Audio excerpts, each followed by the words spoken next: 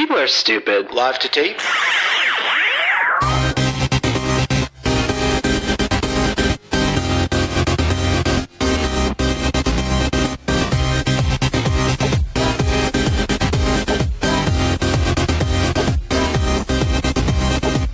Welcome to Millennial 426. I'm Andrew. I'm Laura. And I'm Pamela. Happy 4th of July week. American independence. Is it independence anymore? We'll talk about that in a little bit. Okay. A couple of our listeners actually wanted us to talk about that, which I thought was fitting because that was on my mind too. Probably on the minds of many Americans this year.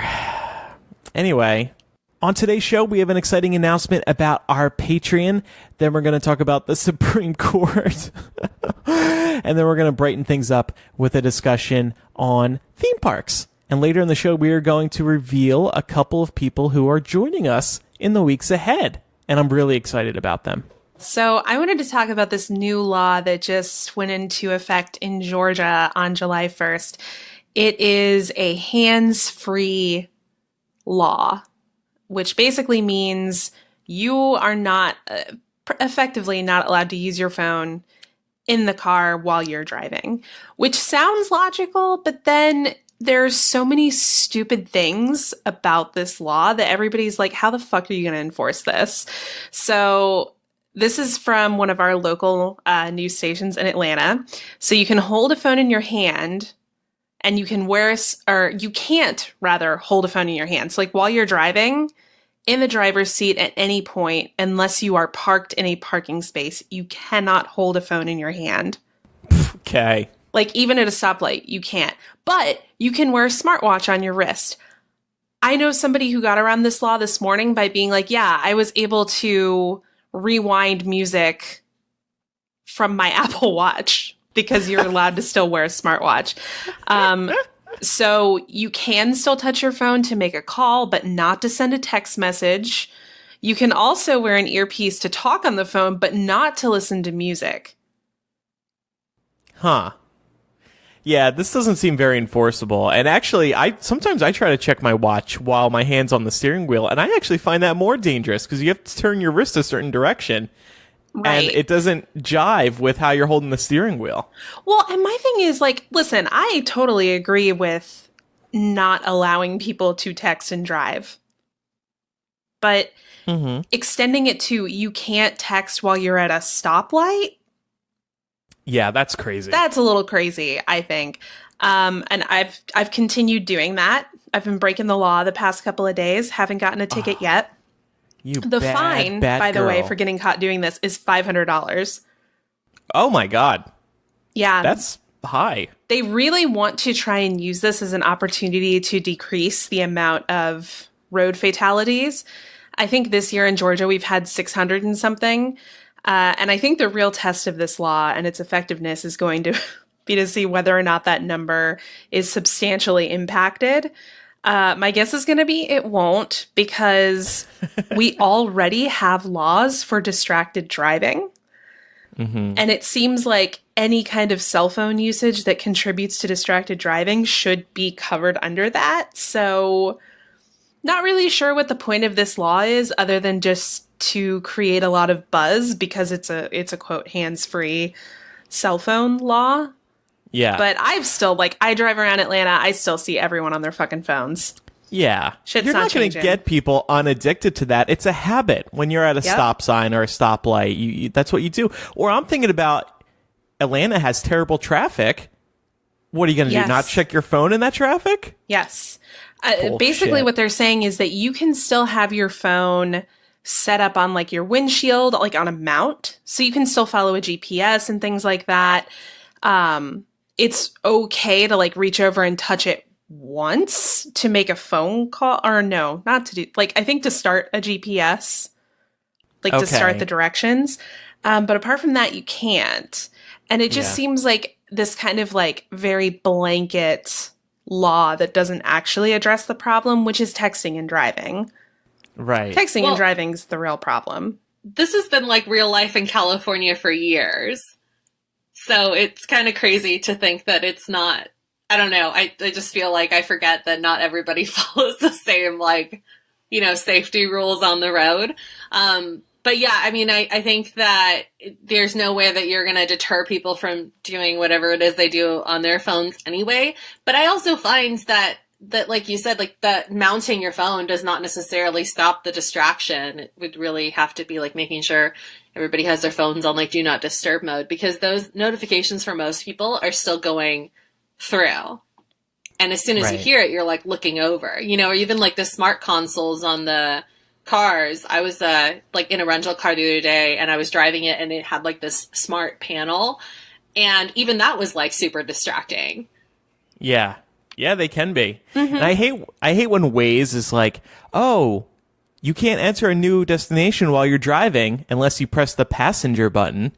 And it's like, okay, they're trying to be safe that way, and yet they want you to report stuff while you're driving. Right. Yeah. You can submit police that you spot on the road and whatnot. You can do that, but if you're trying to type in a new destination while driving, it's like, uh-oh, no. And I mean, I don't think that really stops anybody from actually doing it. No. And the funny thing about this is that a number of sheriff's departments from all over the state have posted on their Facebook pages effectively saying like, yeah, this isn't really going to be super enforced, because they know that it's not enforceable. Yeah.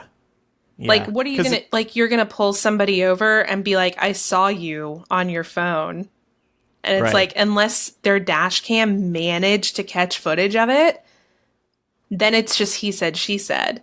They'll still give you the ticket, though. I'm sure they will. Yeah, because that has happened to me before. Oh, that sucks. Yeah, like kind of like almost probably right when they first passed it, or maybe a little after. I was driving back from university, and I had my phone in my pocket. It was like digging into, like, it was just not comfortable because it was in my back pocket. So I pulled it out just to like put it on the seat next to me, and they pulled me over because I had my phone in my hand and the car was still moving. See, that just seems like a revenue. It is builder it more totally than anything else. They go on these like rampages, and then they're like, let's make some money. Yeah. Shania, who is listening live, she says, am I the only person who refuses to check my phone while I'm driving, period? I even have the do not disturb automatic response on while driving so I don't get tempted. You're one of a few, just a few who do that. You can't resist sometimes. Like I said, it's an impulse. Like, I'm embarrassed to admit this. When I go into pee anywhere, I just have this impulse to also pull out my phone at the same time. So I'm like checking Twitter while peeing. And maybe for a girl that makes a little more sense because you're sitting down. You may like hang out for a while in there, sit down and chill out. But like for a guy, you're standing up. So it's like not that long a period of time. I don't know. I have to drop it in the urinal. I know. I always think about that. One day it's going to happen. I have do not disturb on my phone as well. And I genuinely don't really look at it while the car is in motion, but I pull it out to check it when I'm at stoplights. Yeah. I don't see a problem with that. Yeah. All right. Well, I guess good luck to you, rule breaker. Are you going to check over your shoulder now every time you load up your phone? It's really funny because the number of people I've seen doing that before they pull out their phone, it's like, it's very conspiratorial. They look both ways, look behind them, and then they pull out the phone.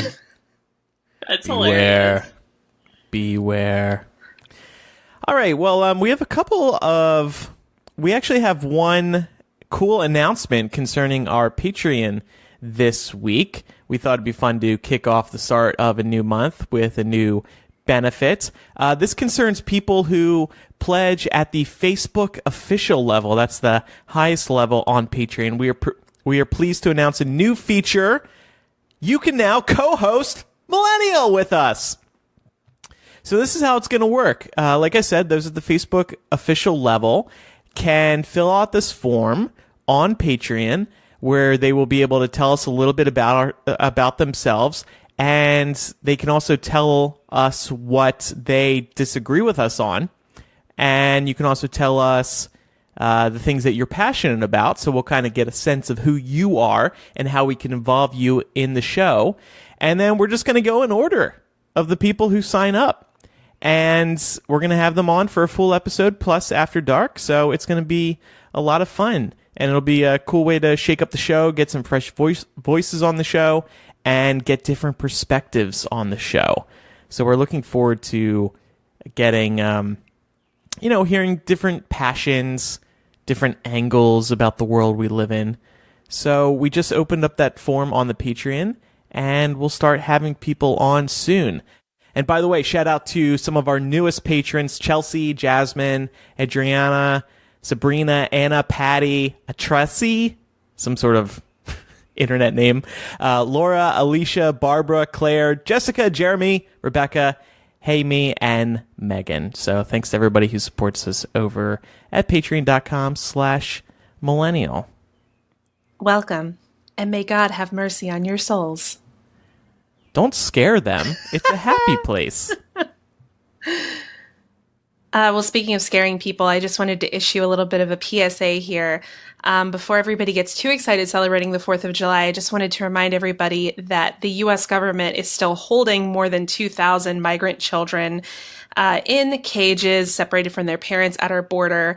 We don't have to discuss this or dive into the nitty-gritty details every week, but it is something that we must continue mentioning because we can't forget that this is happening. Yeah. And I also read this week that they admitted that they didn't really have a plan about reuniting people. So, you don't say. Well, speaking of America and how great it is 4th of July week. By the way, fuck 4th of July being on a Wednesday. Why even celebrate? Like, you get off what? 4th of July itself? And that's it. Unless you take off some extra days. Dumb. A couple of our listeners, Zach and Roshni, actually over on Patreon, wanted to ask us, can we still be patriotic and celebrate the country with everything currently happening? It's hard to feel celebratory, doesn't it? Yep. I'm not interested. Are you going to work that day? Yeah, so I actually opted to work that day and to take Friday instead. Oh, that's actually smart. Really smart. And then we're just going to have a long weekend. Because fuck this shit. Yeah. I know, it's weird, like, why bother celebrating independence when maybe we kind of wish we're still part of Europe? Maybe not part of maybe not part of that whole messy Brexit situation, but I don't know. I'd rather be with somebody else right now. I don't really know if I want to be part of the Commonwealth. Right. I mean, I think that this is it. Again, it's another one of those things where it just depends on what celebrating means to you. If you want to celebrate the actual history of it, knock yourself out. I don't think that setting off a few fireworks is going to influence the direction of the country one way or the other. So if you want to do that, do it. I kind of feel like abstention is also a way of showing your patriotism, because you're showing, I don't believe this is what my country should be. Oh. So I want to love the country that I live in, but they're making it really difficult right now. I thought you'd been abstained from sex for 4th of July. I'm like, what is the point in that? I mean, anytime abstinence comes up, it's not just, about sex. Andrew. Oh. But let's be real. I mean, most people celebrating 4th of July are just looking for a reason to get drunk and barbecue. Yeah, and I mean, I don't need it to be the 4th of July to do that. Yeah. I think I'm going to donate to the ACLU on Wednesday. That is a that's great how I'm idea. Celebrate. That is a good idea. Because at its core, I think that's, like, they're fighting for the America that we all want, and I would be down to celebrate that. I have some friends visiting over 4th of July. Maybe I'll tell them, hey, guys, instead of barbecuing and going to the beach, we're just going to donate to the ACLU. They're going to be like, fuck you, Andrew. Fuck you. What even is the ACLU? Yeah. What I think would be really cool, because I would like to encourage everyone to donate to the ACLU. I think, Pam, you're leading by an excellent example here. And I know that we've talked about this in weeks past, that it's really hard to try and find a few extra dollars every month to contribute to something because of the way our economy is, student loans, debt, all of these things. But if you can find it, try and donate $4 to the ACLU on Wednesday in honor of the 4th of July. Oh, that's a good idea. Okay. That is a very good idea. I was just going to donate $17.76, but $4 that's a great idea more too. Affordable. Oh, that's great. That's the friends with benefits level for the ACLU. Co-host the ACLU. All right. Well, no matter how you celebrate on that day, happy 4th of July to everybody. It is I live for the summer holidays, to be honest with you. So I'm looking forward to, getting summer properly started. Well, Andrew, I have a great way for you to do that. And it also happens that it coincides with a word from one of our sponsors, MeUndies. So you've definitely heard us talk about them before. Andrew and I have been wearing MeUndies for a few months now, and our bits have never felt better. These are fun, comfy undies that feel as good as they look. If you haven't tried them yet, you can get incredible underwear sent to your door with MeUndies, meaning no more hunting around for the perfect pair at a crowded store and eventually settling for those good enough granny panties or boring boxer briefs.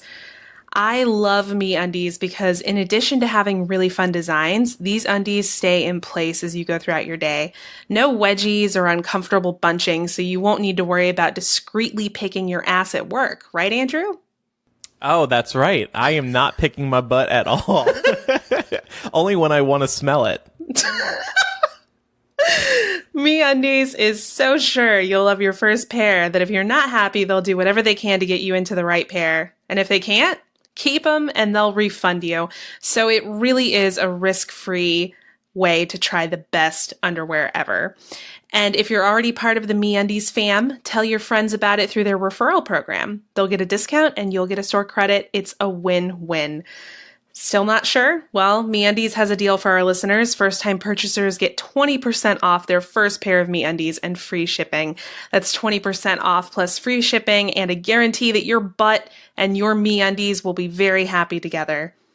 Get your butt over to MeUndies.com and treat yourself to get your 20% off your first pair, free shipping, and a 100% satisfaction guarantee. Go to MeUndies.com/MILL. That's MeUndies.com/MILL. I think I may have admitted to something during that ad that maybe my boyfriend, who's going to be on next week, can shed a little light on. But you know what I'm thinking, though? What? No, I thought you were about to say something else. Go ahead. I think somebody on the Supreme Court could have, if he was wearing MeUndies, he maybe wouldn't have left so soon or decided to leave so soon. Yeah, Andrew, you do such a great job with these transitions. Occasionally. It's like you were born to do transitions for podcasts. I don't know what we do without you. What? I thought you were going to go into some sort of abortion Roe v. Wade reference there. But I guess no. Not. I wasn't going to go that dark. This story's going to get dark enough. So anyways, Andrew mentioned, to kick us off on some news, last week, Supreme Court Justice Anthony Kennedy announced that he will be retiring at the end of the summer. So for international listeners, or maybe folks who just aren't as up on the happenings with the Supreme Court, you've probably heard your friends talking about this a lot for a number of reasons. So serving as a Supreme Court justice is generally a lifetime appointment and is made by the office of the president. This means that President Trump will have an opportunity to appoint a second Supreme Court justice in just his first term, which will drastically change the makeup of the court. And the reason this is a big deal is because currently the court is evenly split with 4 liberal judges, 4 conservative judges, and the aforementioned Anthony Kennedy, who's usually the swing vote. So while Kennedy is technically a conservative himself, he has proven to be nonpartisan in a number of cases. Most notably, he was the deciding vote when the Supreme Court legalized gay marriage in 2015 and has historically fallen on the pro-choice side of the abortion debate. So that puts both gay marriage and abortion, along with a number of other social issues, back on the table for relitigation if we end up with a very conservative justice in his place. Yeah. Another thing worth noting is that Trump's point person for Supreme Court appointments is Mike Pence, who really hates gay people and abortion. So you can only guess where this is going. It was, everybody's hearts really sank when this news was announced. And I think we'll talk about in a second why this was surprising. But who would have thought that Trump was going to pick not one, but two Supreme Court justices, possibly more. There could be a third or fourth. Do not, curse anybody that's on this panel anymore. No, nobody on the left, at least. Exactly. We need everybody to stay perfectly healthy. Light some candles. Yeah. Mm-hmm. I really hope Ruth Bader Ginsburg has Horcruxes. Me too. That's all I have to say. Keep her in your thoughts and prayers, all day, every day. I just went to the DMV and became an organ donor exclusively for her. Mine now says donor RBG. Okay, Ruth, I hope we have the same blood type. No, we just have to find her a donor. Me? Yeah, that's me. But I mean, we have to make sure that they are compatible. Can you imagine somebody coming forward and being like, I will sacrifice myself for her? I volunteer as tribute. Goes up on a cross. Take me, RGB. That sounds RBG. Really kinky. Take me to a higher level.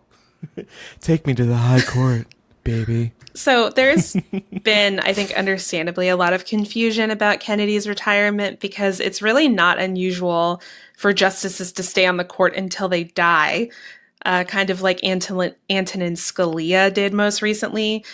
So even if he didn't want to deal with the daily responsibilities, Kennedy could have begun assigning cases to his clerks, which is something that there is historical precedent for. The disconcerting part of this is that a couple of days after Kennedy announced his resignation, a story about his son began making the rounds. And it turns out Kennedy's son is an executive at Deutsche Bank.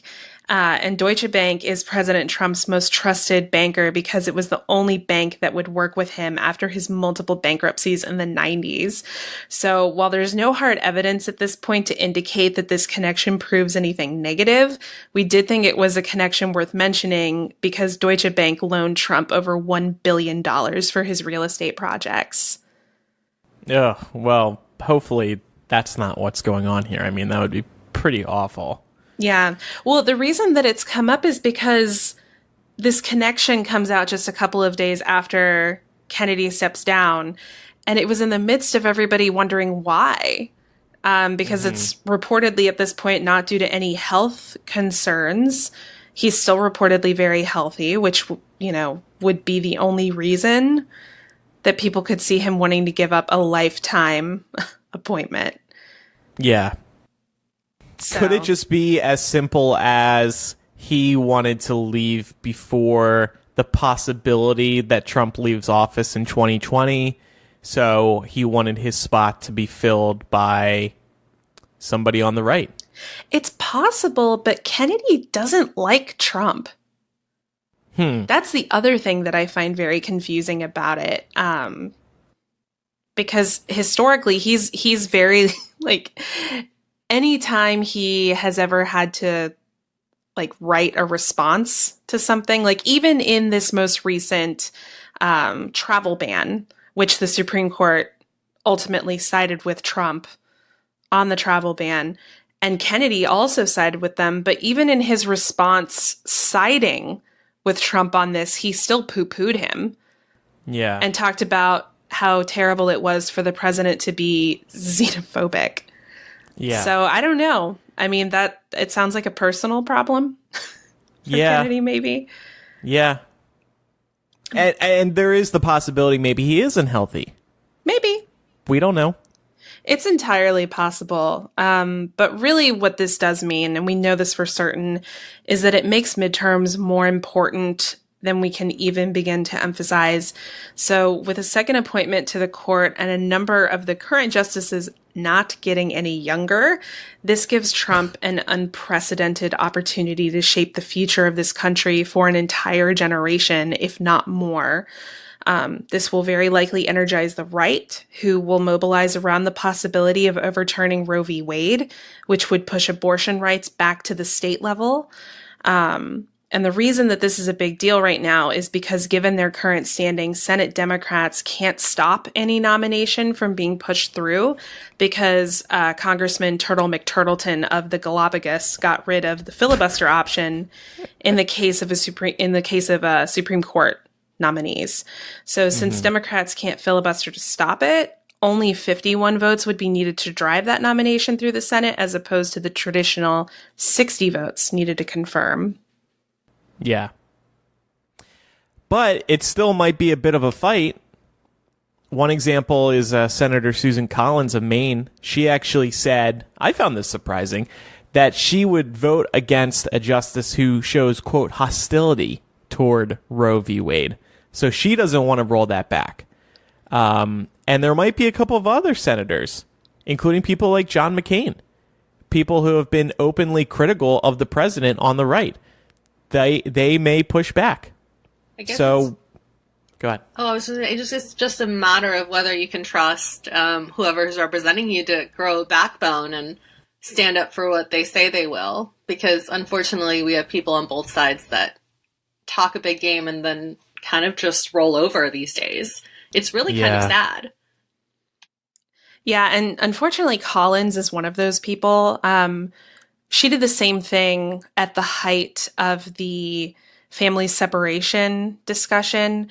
She wrote a strongly worded letter to the White House instead of just coming out and being publicly against it and supporting the Democrats' bill that they were trying to get through Congress to stop this from happening. So I would not be surprised if she talked a big game right now and then later chose political expediency.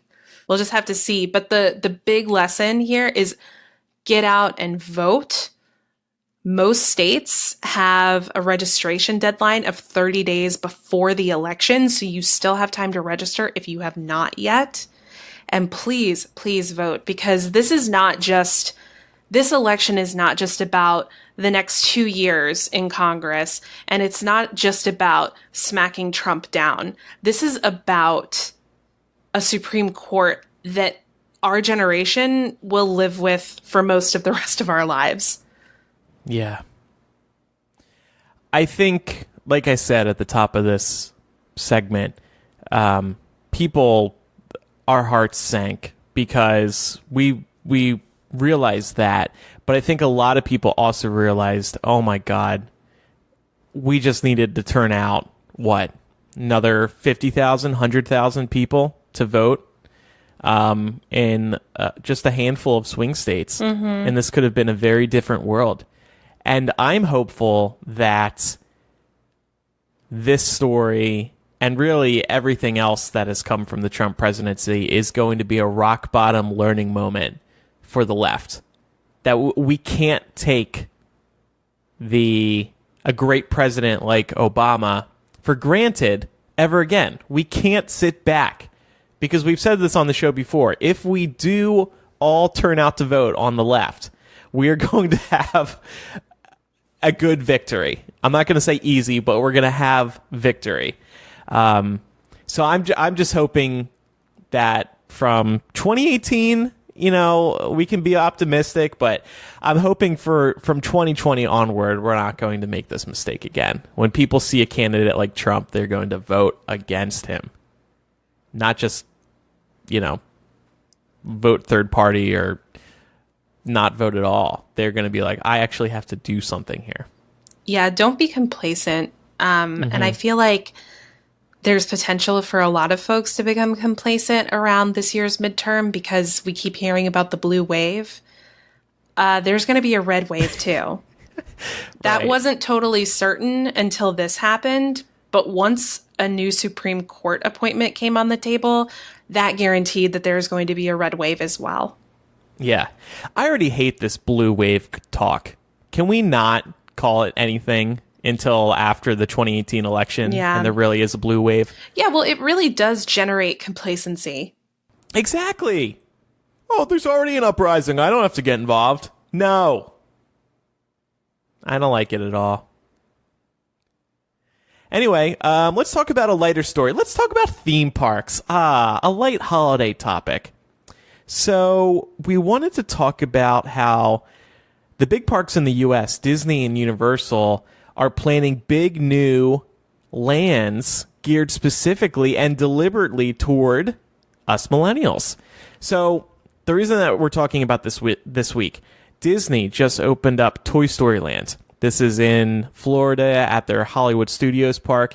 And next year, /2020, they're opening Star Wars Galaxy's Edge. And obviously that is a Star Wars land. They're also going to be building a Star Wars themed hotel in Orlando. In both places, by the way, not in Toy Story World Land and Star Wars World Land, Disney is planning Instagram locations. Meaning these backdrops that are perfect for taking Instagrammable photos, which I hate to admit, I did in the Avatar land in Orlando. My friend pointed out to me the moss wall. Haley, I'm looking at you. She listens to the show. But anyway, that's like the trend now. That's the cool thing to do. You post a photo in front of a vibrant wall. Disney is also launching a app called Play Disney Parks. And this is geared towards millennials who, according to every poll Disney has ever taken, hate waiting in line more than anyone else. I think this is totally in response to how much time people spend on a certain game while waiting in line at the Disney parks. And Pam, do you know what app I'm talking about? I do. Heads Up. Yeah. Everybody plays Heads Up in line at Disneyland. And nobody plays with each other. Like, I always kind of wait for, like, the Heads Up groups next to each other to just become one big group. But they're all just, like, shouting over each other. You could make friends. I look 2 lines over to watch other people play Heads Up. Do you get frustrated when they can't guess the really easy ones? Yeah, I just yell it out loud. But this is an interesting technique. They're trying to bring the phone experience into the theme park in a weird way. Like, they're trying to actually encourage you to use your phone more in the theme park. So I thought that was interesting. And then meanwhile, Universal Studios, they're putting together a Nintendo-themed land that is going to feature Mario, Donkey Kong, and Zelda. And in the past, NBC Universal have said that these 3 empires were chosen for a very specific reason. They were appealing to certain demographics who love nostalgia. So they're purposely using nostalgia. Toy Story Land, Star Wars, and Mario. And then, of course, there's the Wizarding World of Harry Potter, which actually started all this. There's this interesting new report in Morning Consult, and Jim Hill, a theme park historian and the founder of Jim Hill Media, it's a total theme park geek website, he credited the Wizarding World for the rise in millennial-themed amusement parks. He said, quote, "The Harry Potter park fundamentally changed the game of marketing to millennials because its theme directly targeted an older demographic and did not necessarily cater to their children." And the results were huge for Universal. Their profits more than doubled since Harry Potter World opened in 2010. And this is no surprise because millennial parents, 78%, and non-parents, 75%, are more likely than all parents, 59%, to say they're interested in visiting a theme park in the next year. And they're also more likely to rationalize the cost. 62% of millennial parents and 65% of childless millennials say a theme park is a good value for the price, compared to 50% of all parents. It's interesting because in terms of the Harry Potter park, the generations who grew up with Harry Potter, they absolutely adore this park, and now they're old enough to spend their own money on it. And it's so exciting to go there your first time. Do you two remember going to the Wizarding World for the first time? Did you tear up at all or anything? I wouldn't say I teared up, but we were there when it opened. Mm-hmm. Remember, they had like a special like closed park evening for everybody who was at whatever convention it was we were attending at the time. And it was so much fun. I mean, it's going to sound really trite, but it really is magical. Mm-hmm. And as a matter of fact, it's really weird that you're talking about this because I had a dream the other night that me and Mark went to Universal Studios. And I told him about it the next day, and he was like, yeah, we should really do that. That would be fun. Has he been? Yes, he's been. Okay, good. Pam, do you remember your first time? I do, yeah. I think that, like Laura said, the attention to detail is, that's what I remember most. And that's what I definitely teared up. I have like this is like so embarrassing. The first time I walked in, I was like, wow, this is like so cool. And like your eyes are like, oh my God, they have like everything here. And then I was walking by, you know, like those shop windows that are like not for real shops, but they're like just, you know, they have all this stuff. I walked by and I started tearing up because they had a Mimbletonia in the window. And I just thought it was so sweet that this thing that barely made it into the movies, they had thought to include in the park because it was like such a bigger subplot for Neville in the books. I don't even like Neville's not even my favorite character, but I just thought it was so cute that they like did that. Justice for Neville. Yeah, I literally started crying, and then like all my friends were like, "What is wrong with you?" And I was like, just like, "Hello, just keep walking. I'll find you later. Let me just have my moment." And yeah. So Harry Potter really changed the game, and it showed how many millennials would turn out to this park. And Universal's still expanding it. They're working on another coaster there right now. The one in Orlando is.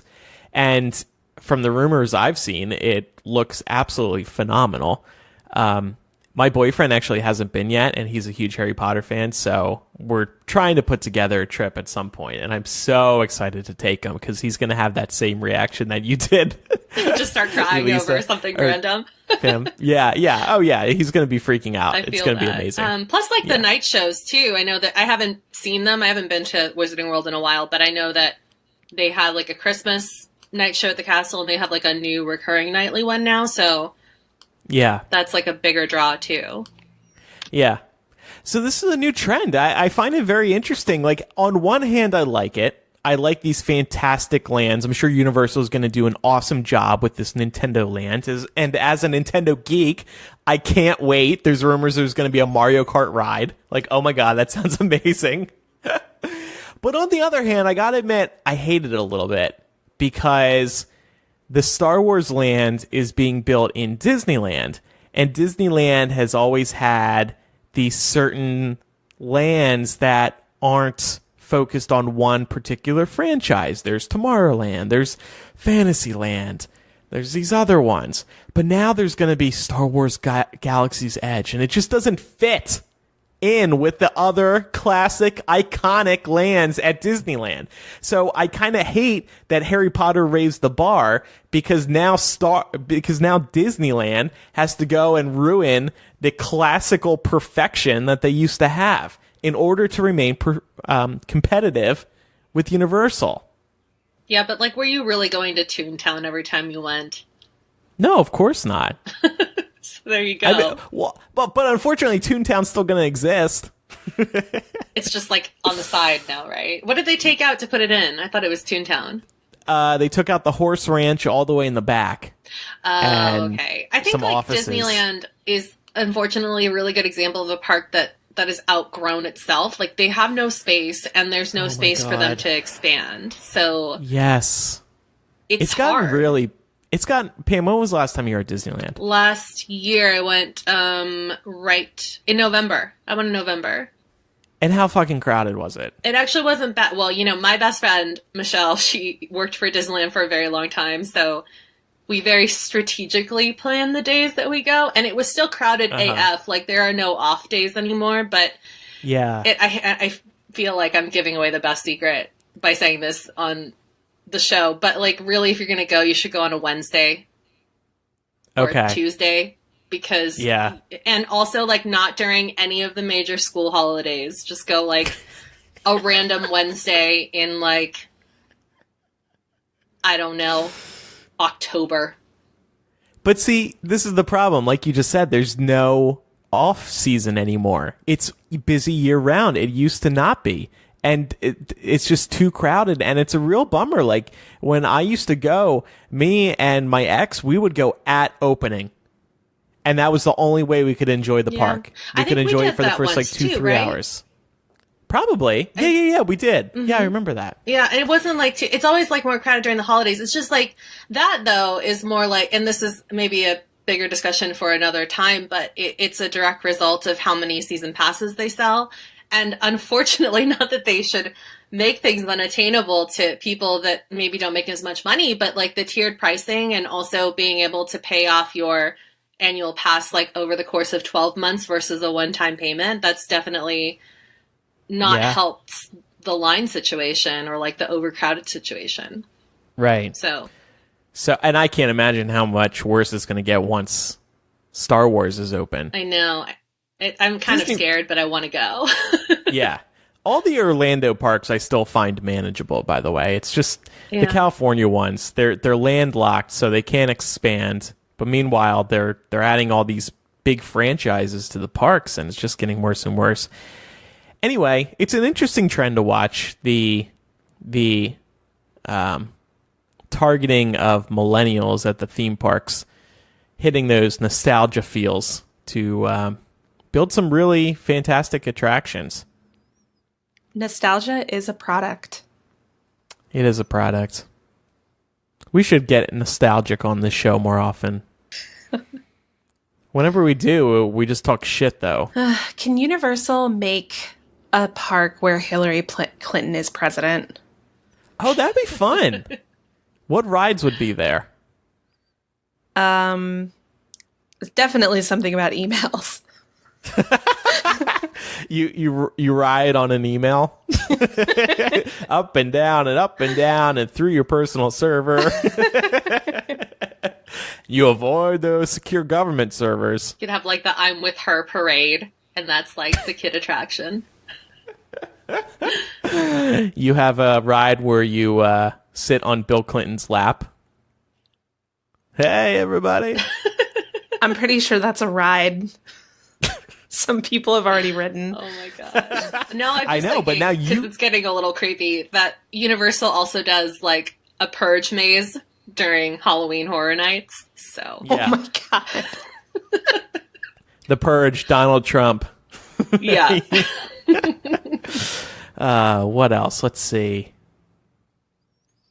I'm thinking something with Bernie and $27. Just like a Bernie statue where you can insert $27 on the dot. No more, no less. I thought you were going to go with like feel the burn, and it's just like walking through, some weird fire maze. How about a ride where you get to comb Bernie's hair? And then you get graded. It's no, like it the interactive like, exhibit. Have you guys ever, like whack-a-mole? Except with Bernie Sanders. Oh. Hit his bald head. Whack-a-Bernie. Oh, that'd be funny. Instead of music in the Hillaryland, it's just her cackle. What happened? It's like borderline Joker, though. Well, that's what it sounds like to me. It's my turn, and I want to talk about our new sponsor, Third Love. If you guys haven't heard of Third Love, they're an online bra retailer, and they specialize in helping you find the perfect fit. They use thousands of real women's measurements, and Third Love designs its bras with breast size and shape in mind, which means that when you order from them, you're getting a bra that not only fits well, but feels amazing. These things are super soft, you guys, so they definitely don't lie when they say that it's a really luxurious material. More importantly, they're size inclusive. So Third Love actually carries the most bra sizes out of any brand on the market, making them an industry leader. They currently carry a total of 70 sizes in a variety of fits and styles, ranging from cup sizes A through H and band sizes up to 48. Unsure of your bra size? Third Love's got you covered with their handy dandy Fit Finder quiz, and I actually used this myself while shopping on their website. It was super helpful, and more importantly, it was super quick and really straightforward. Laura, you shop for bras, I'm sure. How many times have you gone out to find a great bra and then you just come home and you're like, I haven't spent any money and I have saggy boobs because I don't have bras that are good anymore? It's like frequently. A very common problem, right? Yeah. Oh, God, yeah. And then you end up wearing the same one for way too long to the point where, like, the underwires are popping out of it. It's just really frustrating. It's totally a pain. I feel you. I've been in that boat too many times. It's super hard to find something that not only fits great, but gives you the support you need. And the cool thing about Third Love is that they're made with comfort and support. That's their number one priority. And it definitely shows in the product. I've been wearing their 24/7 perfect coverage bra for the past few weeks, and my boobs have never felt more supportive in their lives. Third Love knows that there's a perfect bra for everyone, so right now they're offering all Millennial listeners 15% off your first order. Go to thirdlove.com/millennial now to find your perfect fitting bra and get 15% off your first purchase. That's thirdlove.com/millennial for 15% off today, and I guarantee you your boobs will thank you later. All right. Thanks, Pam. So we have one more story today, but we're going to make it a game to keep things light today. So this is from the Washington Post. They broke this story.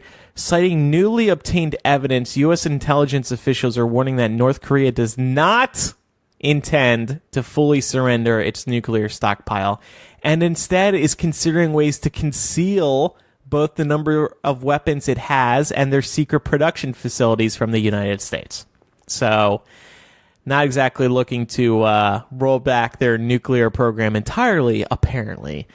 The evidence collected in the wake of the June 12th summit in Singapore points to preparations to deceive the U.S. about the number of nuclear warheads in North Korea's arsenal and the existence of undisclosed facilities used to make material for nuclear bombs.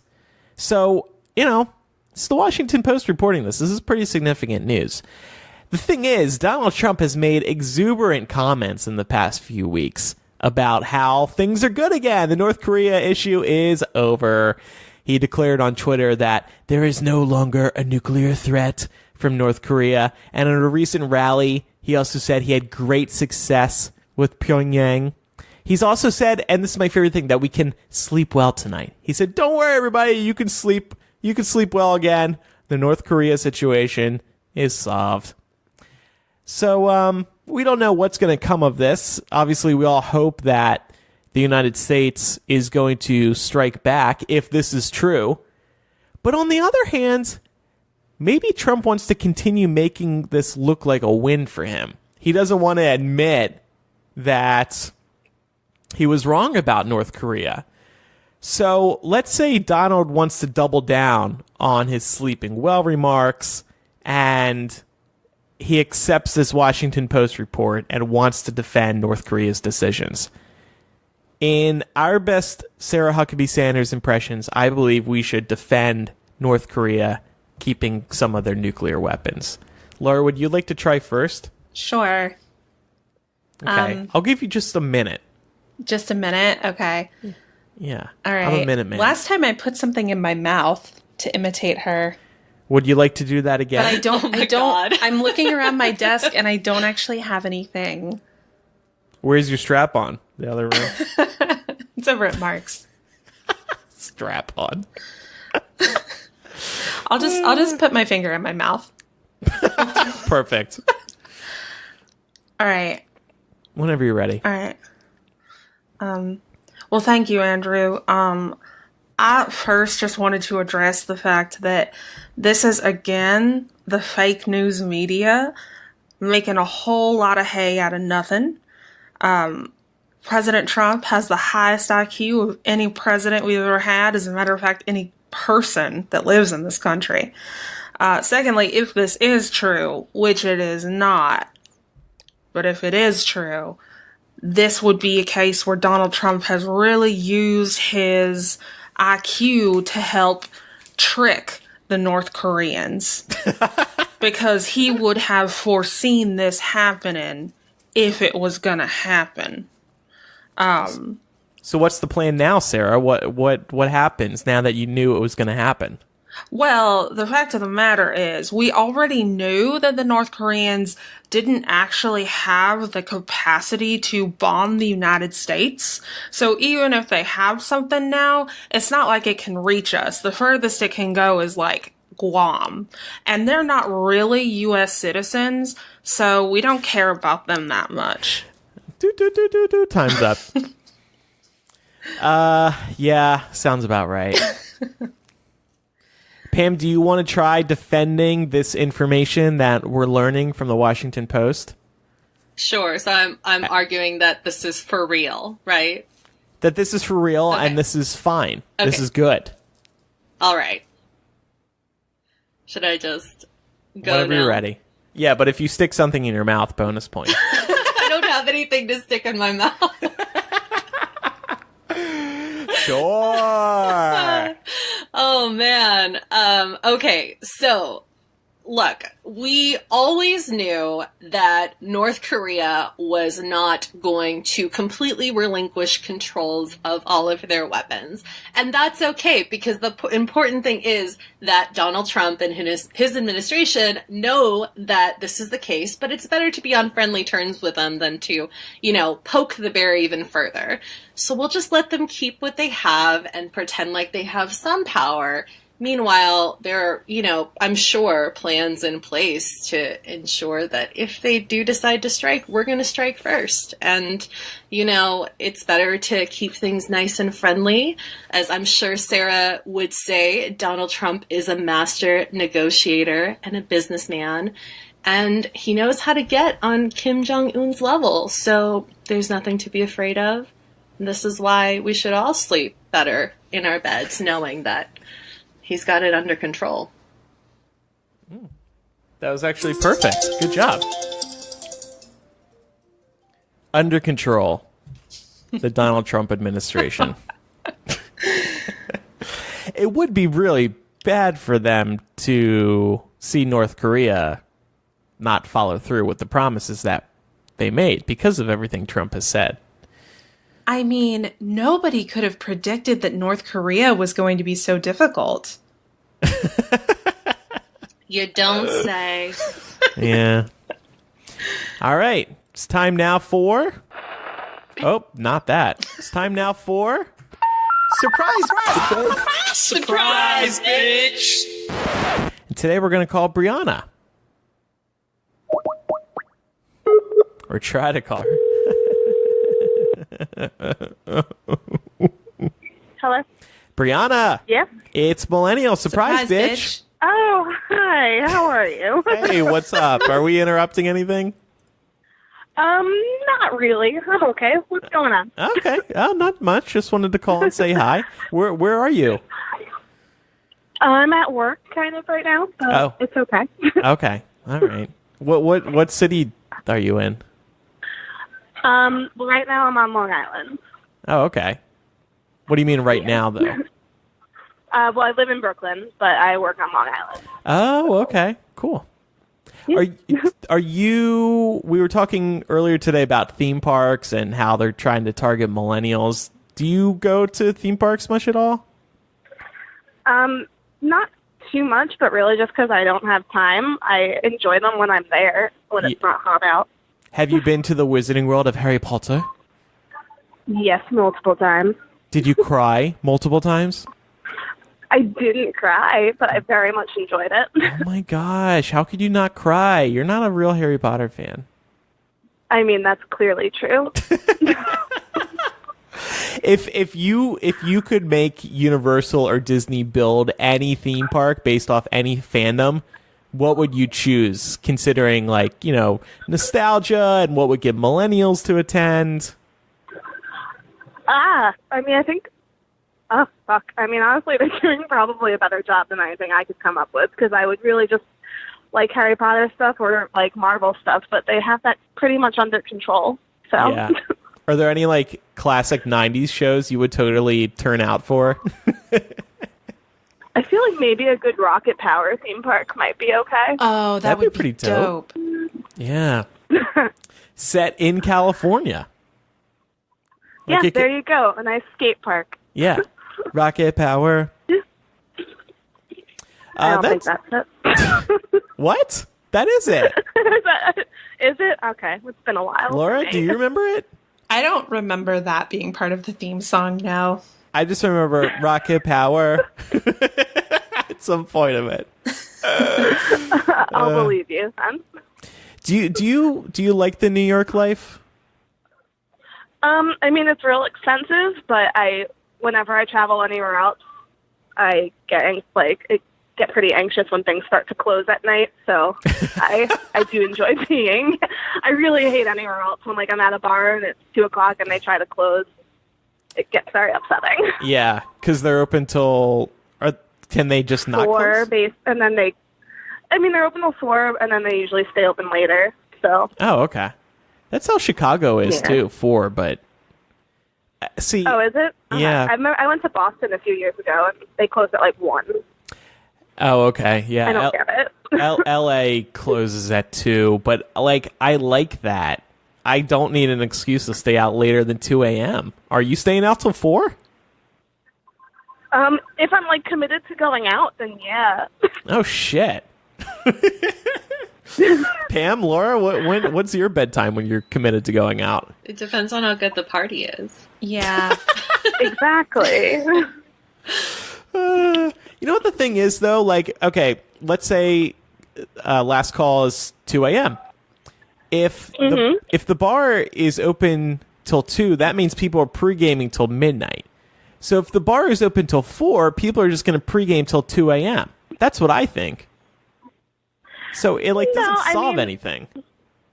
I mean, when I was in college, we usually would head out at 12:30, and then you get to the bars and you're there until 4:30. So. Oh my gosh! Wow. It's a very specific lifestyle. It's not great. Yeah. Well. Yeah. I mean, we're not doing great overall with life, but it helps. But we had fun. Yeah, we went down swinging. So. Actually, so we were talking a week or two ago. I think I mentioned that going out in LA, that's $100 night. Every night you're going out. Yeah. Is that about what you would spend in New York? Does that sound about right? I mean, I've kind of been going to the same bars since I was, let's say, 21. So I kind of know them, so I don't really spend too much money. Honestly, my tab usually ends up being $14 when I'm drinking all night. But that's a lucky position to be in. Wait, why is it so cheap? You said they're giving you free drinks? Because I know I've known the bartenders for a bunch of years now. Damn. Yeah. So. Wow. But yeah. But yes, it can be very expensive depending on where you go. Yeah. Yeah. And by the way, I just wanted to let you know, I know you're a really long-time listener of Millennial, so thank you so much for that. And we do have a new Facebook official benefit over on Patreon, so if you want to sign up, that'd be awesome. The new benefit lets I'll definitely check it out. It lets you be on an entire episode, so if you're free on a Monday night, we could have you on. Super exciting. Co-host. Yeah, sure. Yeah, I mean, I'll definitely look into it. Cool. Well, hey, thank you so much, and thanks again for the long-time support. All right, thank you guys. Thanks for calling. No problem. Don't stay out till 4:30 tonight, okay? No promise. It's a Monday. Well, it is 4th of July week, so. Monday's Mario Kart Monday at the bar. Come on. What? Is that true? Yeah. Yeah, there's a Mario Kart tournament every Monday night, and if you win, your whole tab is topped. So next time you're in the city, let me know. Fuck me. Email me details right now. I'm flying out there right now. Perfect. What Mario Kart? I think it's the Wii. The Wii. Which isn't my personal favorite, but it's what they have there. Okay. I could also be wrong. I don't usually play it, but I enjoy going. Wow, that seriously sounds so cool. It's a good time. Yeah, awesome. All right, well, thanks again, and have a good night. All right. Night, guys. Bye. Good night. I like how you went full dad. I know. I was just about to say that. Don't stay up. Well, yeah. I'm just looking out for everyone. We're going to have to start calling you Dan Drew.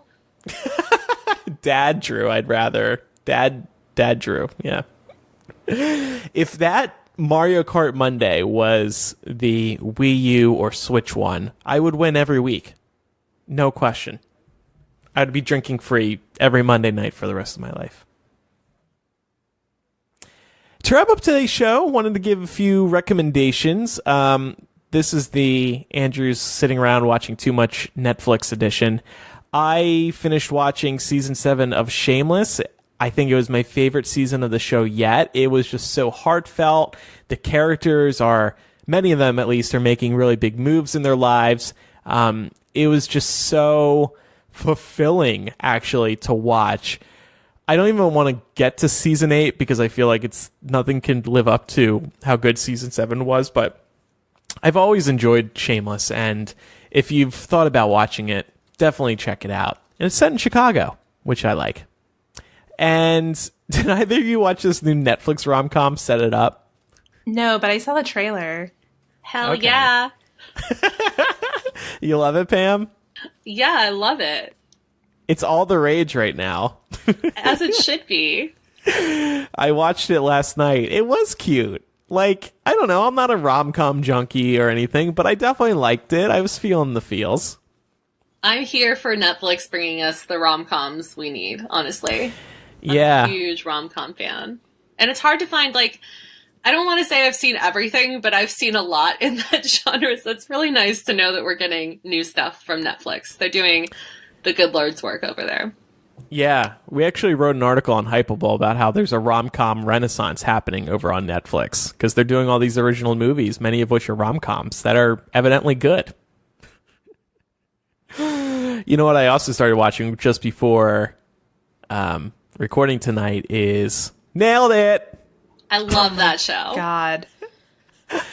What, Laura? I hate that show. Oh, monster. I just find it really annoying, but, you know, I'm happy Annoying for you guys. Annoying how? Is her name Nicole? Yeah. The host? I find her very aggravating. Aww. And then, I don't know, I'm like, really? We made a whole show about Pinterest fails? Like, did I need this in my life? No. But it's I find it genuinely funny. Anyway. Well, I'll just be in the minority on that one. Do you think you could do better than the Bakers on that show? Because every time I watch, I fall into that pit. I'm just like, I could go and I would be amazing and I would make the best thing and it would be great. Oh, hell no. I would fail. I think I would probably be worse. Yeah. I want to recommend season 2 of Glow, even though I haven't started watching it yet, just because I loved season 1 so much that I'm really excited to start season 2. I've been wanting to watch that show. Oh, it's so good. I saw the reviews of season 2 are good. That's good to hear. Don't forget our Patreon, patreon.com/millennial. Thanks again to those of you who support us. And we hope that Facebook official supporters are interested in applying to become a co-host. That was something that some people requested when we did that survey a month or two ago. So we're happy to launch that. And I just wanted to give a preview of what's coming up in the next couple weeks of the show. Like I said earlier in the episode, we're going to have my boyfriend Pat on for the first time. I think that's going to be a lot of fun because he's an open book. And like we did with Mark, we're going to have Pat talk about something that he's passionate about. And he's a farmer boy. So he's going to be talking about that farm life, a particular element of the farm life. Does he know about that great shirt that I got you for Christmas a couple years ago? Yeah, and if memory serves right, I think he told me he seriously wants it himself. Oh. Well, I'm glad to know that somebody appreciates my gift-giving abilities. Yeah, I don't know if I ever told you this, but I'm pretty sure I threw it out. But Andrew, that was the best present ever. That I would never wear. Oh my God. I am offended. I am triggered. Let's just end this. Well, before we do that, tell us about the guest on the week after that. Yeah, so the week following that, the week of the 16th, we're going to have a first on this show. We're welcoming one of our listeners, Parker, who is a Republican. Parker reached out to us a few weeks ago, and we've been chatting with him back and forth. He is an extremely qualified person, works for a conservative think tank, and has a lot that he'll be able to bring to the show. I think he expressed interest in talking about immigration and abortion in particular. So it'd be a really good chance to hear some differing views on the show. And he's also really awesome. So we're excited to welcome him on, and we hope that all of our listeners will be too. Yeah, that'll be fun.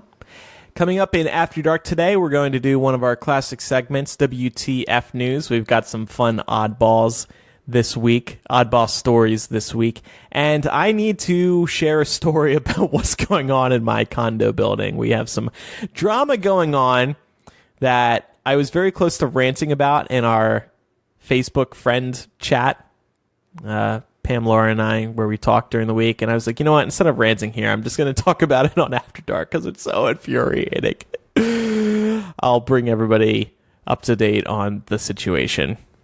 So, to close us out today, since it is 4th of July, did you all know that God Bless America came into the world 100 years ago this year? We are going to play the first ever radio performance of the song from November 1938. So 20 years after it was created by Irving Berlin, it finally got some airtime on that new age technology called radio. Thanks everybody for listening. I'm Andrew. I'm Laura. And I'm Pamela. Goodbye. As we raise our voices in a solemn prayer, God bless America, land that I love. Stand beside her and guide her through the night with a light from above, from the mountains. How beautiful. Eh. Laura doesn't like that choice. I thought that was a little fun. No, choice. I think the history of it is really cool. I take great issue with the combination of God and America, because I don't think those two things. I think that's a lot of our problem. Is that we act like those two things go together. Isn't that why they stopped making kids do Pledge of Allegiance in class every morning? Did they stop? I think so. Oh. Yeah. Or like skipping that line in particular. Yeah, I always just skipped the line when I was in high school. Just never said it. We had a few kids that were Jehovah's Witnesses, and they weren't allowed to do it because of religious reasons. And they were like, that's cool. Just sit there respectfully, and it's fine. I don't think that would fly these days. But where I grew up, like if you opted to opt out of the pledge, you probably would have gotten beaten up oh my God. behind the school. Honestly, like, that's why I thought, with, like, 4th of July coming up, I was like, what if I just don't celebrate? I was like, I can't say this to anybody or tweet this because I am ethnically ambiguous, but more specifically Mexican-American. And then I'll just be un-American because even though I was born here, I don't look European enough. So I just lose. I set myself back. How about one nation, under the sky, indivisible? I mean, under God was not even added until the 1950s. Oh. To the pledge. Oh, Jesus. Yeah.